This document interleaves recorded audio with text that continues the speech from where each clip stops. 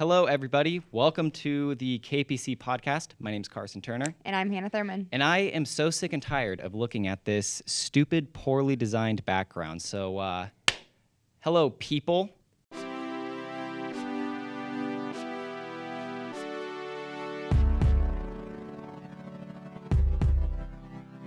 Hopefully you liked that intro for our final episode of the KPC podcast for right now.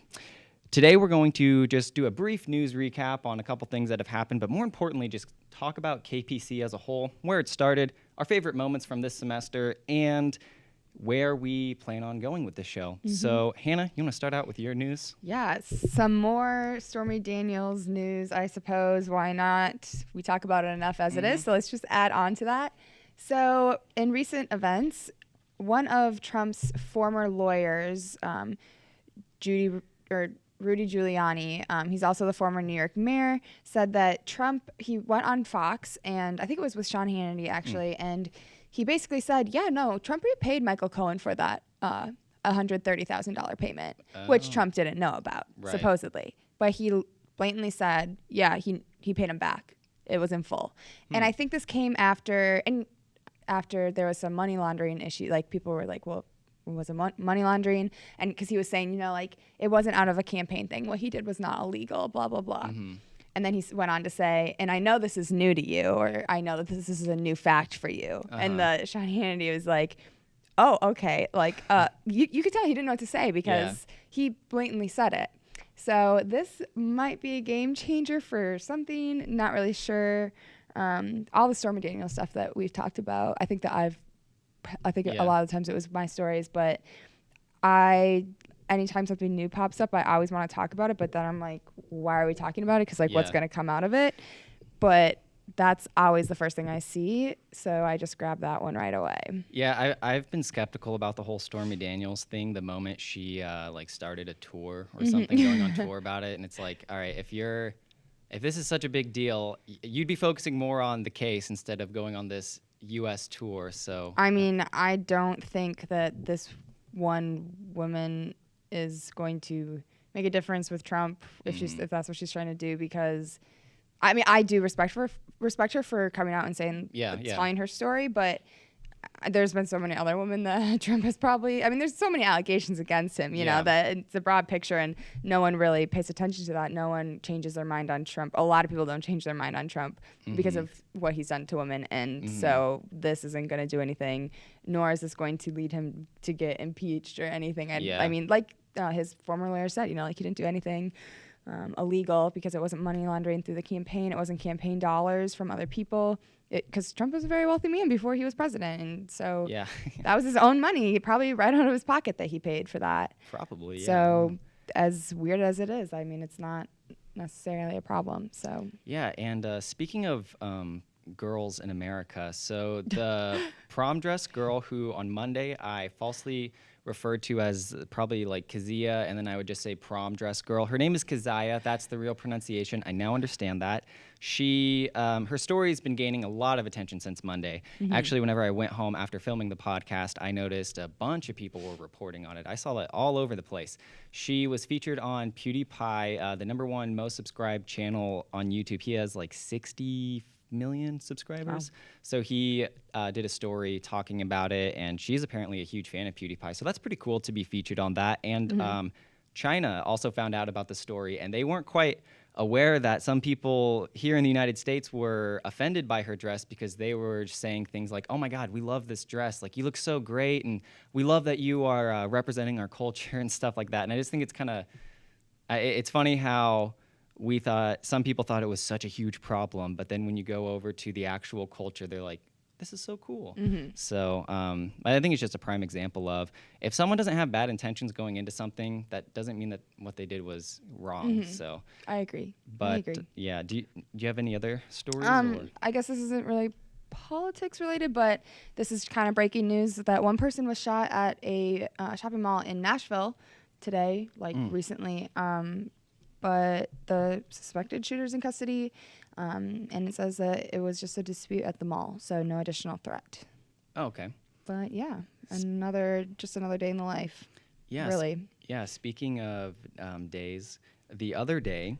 You have the best transitions. Yeah, thanks. So Kanye West, we also talked about. I want to give a follow up. He did an interview on. He did an interview on TMZ that a lot of people have viewed. He made some comments about. The big thing everyone's freaking out over is he said that slavery over the past 400 years was a choice. But then, after he said that, he quickly went to Twitter and tweeted like, "Oh, this isn't what I meant to say." He was more so talking in broad terms of everybody developing this victim mindset. I don't really know what his intentions were. You can't really tell with Kanye West. I'm gonna assume that he is not racist towards black people, but I mean, you just can't tell with him. And Alex Jones, he tried to get Kanye West on his show, and Ben Shapiro, another famous columnist, was like, "Oh no, don't do that." And then they got in a random Twitter tirade, which was kind of funny. But the whole Kanye West thing is kind of, I don't really know how to feel about it, because I just turn a blind eye whenever he says something. Yeah, I don't know, because I just know it's going to be stupid for the most part. It's kind of cringy to me. So what excited me about Kanye West being different is, okay, we have a celebrity who it has a completely different political viewpoint. But I noticed that a lot of conservatives were excited that they had a black conservative on their side. And I think that's not necessarily the route that they should have taken. If anything, it's more important that a celebrity has that viewpoint, because now we have like him, Roseanne Barr, and Tim Allen, which is cool. But it's kind of cringy seeing some like of these conservative guys being like, "Yeah, Kanye West, he's so cool. I'm gonna listen to his album for the first time," and it's just like, oh my God, shut up, dude. I'm trying to like find some quotes, because, like I said, I hadn't watched the video, but you did. So if there are any good quotes that you found or grabbed from it, I would love to hear it. There was this one part that was so scripted where he got in this big argument with another, like a TMZ guy, and the way that it's made is that it set out to look like this guy just walked into the room and was like, "No, Kanye, you're wrong about this thought," and then he like goes on this like 5-minute speech or whatever, and it's like, one, that's totally was scripted. Two, he was mic'd up, so it's like this guy's all the way across the room, and then they zoom in on him, and he's like perfectly mic'd up, and it's like, unless everyone in TMZ is just always mic'd up all the time, 24/7 newsroom. That's the real action. I thought that was funny, but. And then the last thing I do want to say about it is that Jimmy Kimmel, of course, he didn't do my favorite person.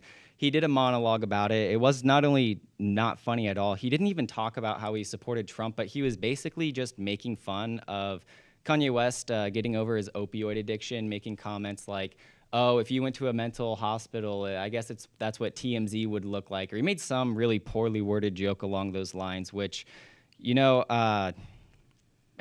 it wasn't even a joke. It was just poor taste. I don't think making fun of somebody for overcoming addiction especially since the opioid crisis is so big, prevalent in this country. Like, it can affect so many people, whether wealthy people that get paid meds after surgery, or the poorer people in the country. Like, literally anyone can be affected by it. Yeah, and like, I wouldn't make fun of Jimmy Kimmel for his mental disability. Like, apparently he has one, because he's able to go say that we need to be prominent in the Me Too movement when there's footage of him having women touch his private area. But gosh, what a guy. I can't wait to talk about him more. So. We were saying before we started recording that I think that Carson should go to a show and sit in the back and just be that guy that is just constantly screaming. Heckle him. Heckle get him. Kicked out during the Q&A, just roast him. I'll go as well, but I'll just sit there and I'll just watch it. I'll make sure to record it. So when we can go viral. When I'm kicked out, you'll sit there and take notes of what happened once I was kicked out. And then I can break the story first. So perfect.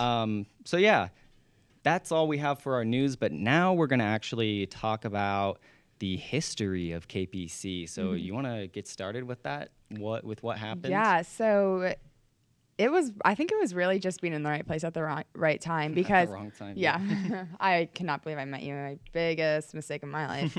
But I actually was in a journalism class that was similar to a communications class, and we had to come to Media Crossroads, which is where we do all of our podcasts and our newscasts, and to record like an online presentation. And Carson and Cal, the professor that's in charge of Media Crossroads, were here. And, after I did my little spiel and recorded it, I like went over there and I knew I had wanted to get involved in broadcast journalism, but I didn't really know how to do that.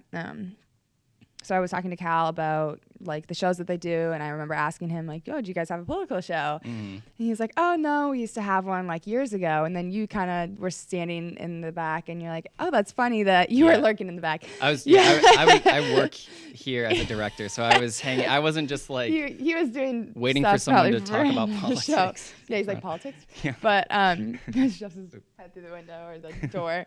But yeah, so Carson was like, "Oh, that's funny that you mentioned that because I've been wanting to do kind of the same thing, start a politics show and podcast."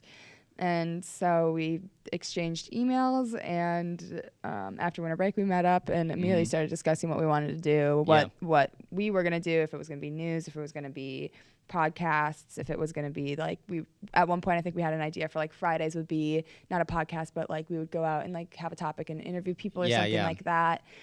But I mean, we've improved, I think, a lot from our first one, sure. And especially the newscasts too. But it's been so much fun. Like I really, really have enjoyed this semester for sure. Yeah, well, it's funny because I remember whenever I came here and started working that I did want to have a political show because I'm pretty new to politics. I've only been really involved in it since like maybe July. So it hasn't even been a year yet, but I was like, man, it'd be so cool if KU had this because we have all these people who have all these different thoughts. Man, it'd be awesome. And then whenever you were like, does anyone have a political show? I was like, oh, here we go. Like, we got to get this started. Yeah. And at first I was like, maybe this is a thing because I feel like I'm pretty high maintenance in terms of what I want in a show. So I was like, hopefully you're not like, oh man, you demand too much. But I think what's been so great about it is that everyone who's been on board has been fully on board. There hasn't been a time where someone's complained or anything. Yeah. And a lot of the times it's been just, I mean, it was just us for a while in the beginning too. Learning just about everything, which actually, this is a good segue. We're going to talk about some of our favorite moments from KPC since we've started it. So do you have any specific things that jump out to you that you were like, that you favor? I honestly think our first podcast that we did, like it was just our first podcast and our first show. The first podcast we did, Trump's fake news awards. Yeah. And we were sitting, we had this setup going on, and we did our research the night before, and like we had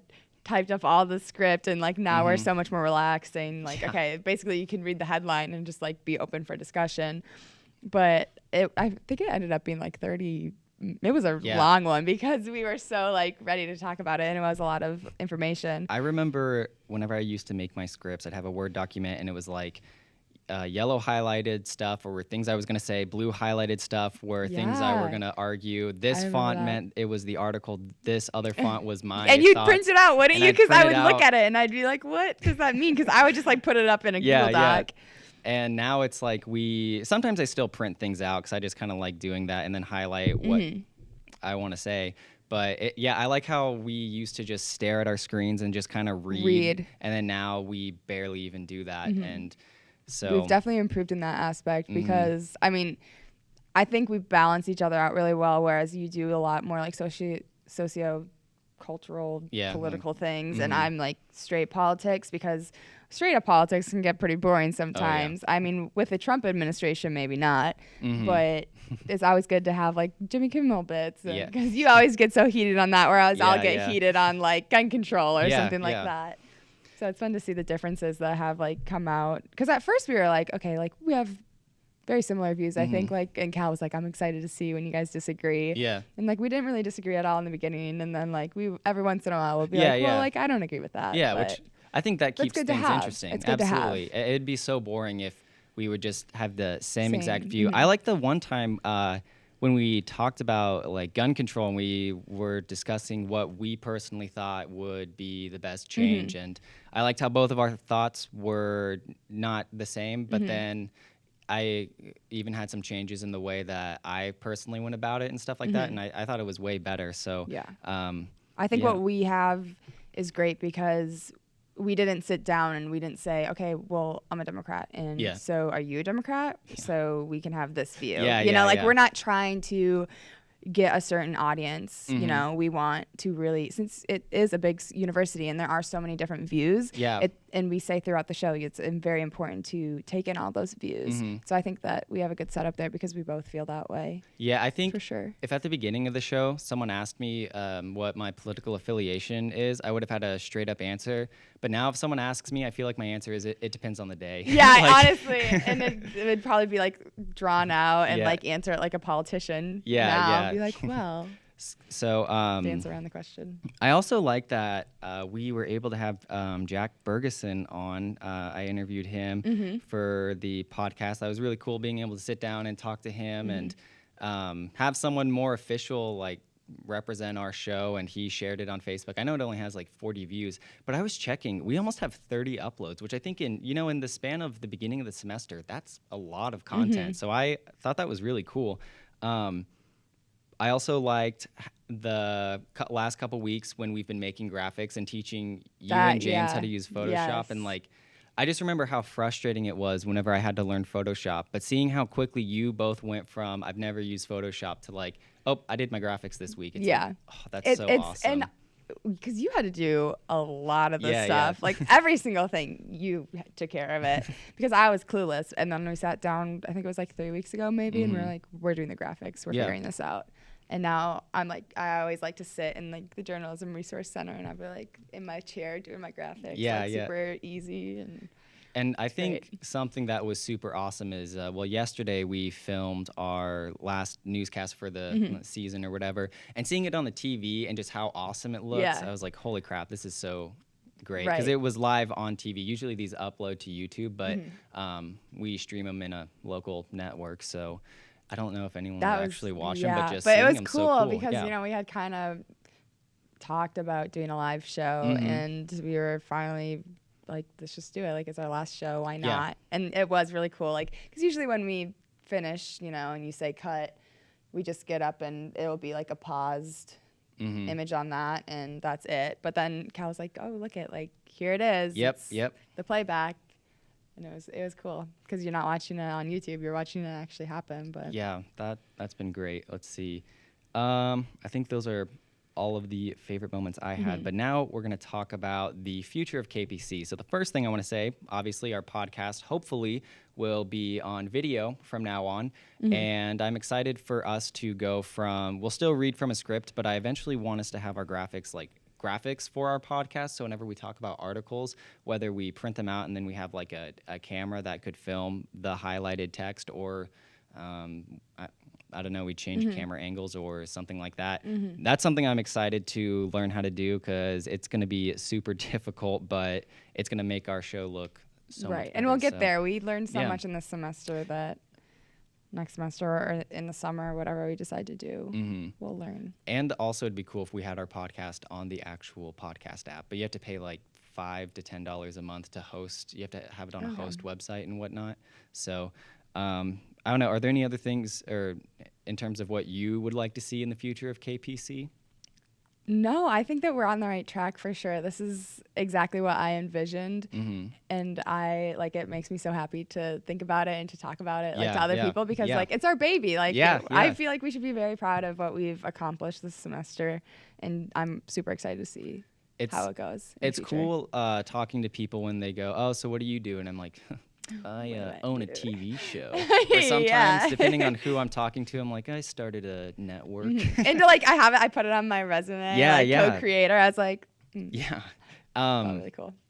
Something I want to do, which I just figured out since we're doing the video podcast, is this ugly, like, Aquafina's not sponsoring this, but I have this here. I think it'd be cool if we had official KPC mugs. So that's something I want to work towards us getting. Journalism mugs. We have KU journalism mugs. Let's do it. We could do that teal color. Yeah. That's a really good idea. So I want to have that we should eventually. Do that. And then I don't know where this would go, but I was thinking it'd be so cool if I went to the underground and would ask just random students about things that are going on, like the dress thing. And I thought it'd be cool if, during your newscast, you're like, all right, well, we're going to go to Carson. He's seeing what other people think about this. And then I'm just like walking around talking to people or whatever. Yeah, I think that's one thing that I want to change or grow on is a longer newscast. And I think that would be a great aspect to like add time to Yeah, it. varying our Rather than content. just having, okay, this is the story, this is the story, this is another story, this is another story. Because that's kind of what we've been doing. But,